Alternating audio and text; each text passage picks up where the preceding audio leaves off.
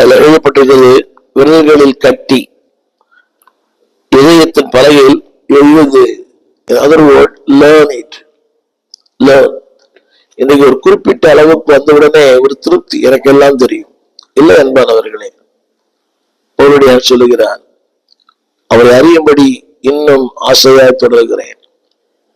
1 நாளாகும் 27 தாவீது சொல்லுவார் சாலமோனை பார்த்து, என் மகனே, உன் தேவனாகிய கர்த்தரை நீ அறிந்து. அப்படின்னா லேர்ன் மோர். இன்றைக்கு அந்த தேவனை அறிந்து கொள்ளுகிற ஆசை நிறைய பேருக்கு இல்லை. வேதம் வாசிப்பதில்லை.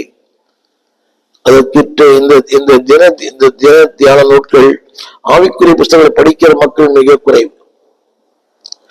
அந்த செய்திகளை கேட்கிற மக்கள் மிக குறைவு. பாருங்களேன், மற்ற எத்தனையோ காரியங்கள் ஊடகத்தில் வருகிறது. அது சிரித்து சிரித்து கேட்கிற மக்கள் ஏராளம். பிள்ளைகள் அப்படித்தான் இருக்கிறாங்க. இந்த ரீல்ஸ், இந்த ஷார்ட்ஸ், இதுதான். பெரியவர் கூட அப்படித்தான், அதுதான் ரசிக்கிறாங்க. ஆனால் இந்த ஊடகத்துல பாருங்களேன், இந்த யூடியூப்ல ஆவிக்குரிய செய்திகளை கேட்கிற மக்களுடைய எண்ணிக்கை மிக குறைவா இருக்கும். இன்னைக்கு மக்களுடைய அந்த வசனத்தில் இருக்கிற தாகம் குறைந்து விட்டது. துக்கமானது. சொல்ல அந்த வார்த்தை லவ், இரண்டாவது லேர்ன். ஆங்கிலத்திலே சொல்லப்பட்டது, உன் கைகளிலே அதை கட்டி. அந்த வார்த்தை உன் விரல்களிலே கட்டி. அடுத்து உன் இருதய பலகையில் எழுது. அது எப்படி எழுத முடியும்? You have to listen. நீ கேட்கணும், அது மனசுல பதியணும், ஒரு கான்சன்ட்ரேஷன். இன்னைக்கு பாருங்களேன், இன்னைக்கு செய்தியில ஜனங்கள் உட்கார்ந்து இருக்கிறார்கள், ஆனால் அவருடைய அந்த கவனங்கள் வசனத்தின் மேல் இல்லை.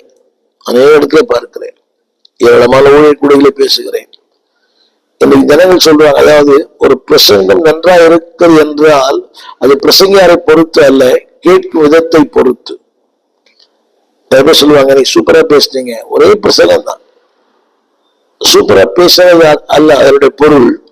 அவர்கள் சூப்பரா கேட்டாங்க. கேட்கும் விதத்தை பொறுத்துத்தான் செய்தி அமையும். என்னங்க எங்கேயோ இருந்த செய்தி உங்களுக்கு பயன்படாது.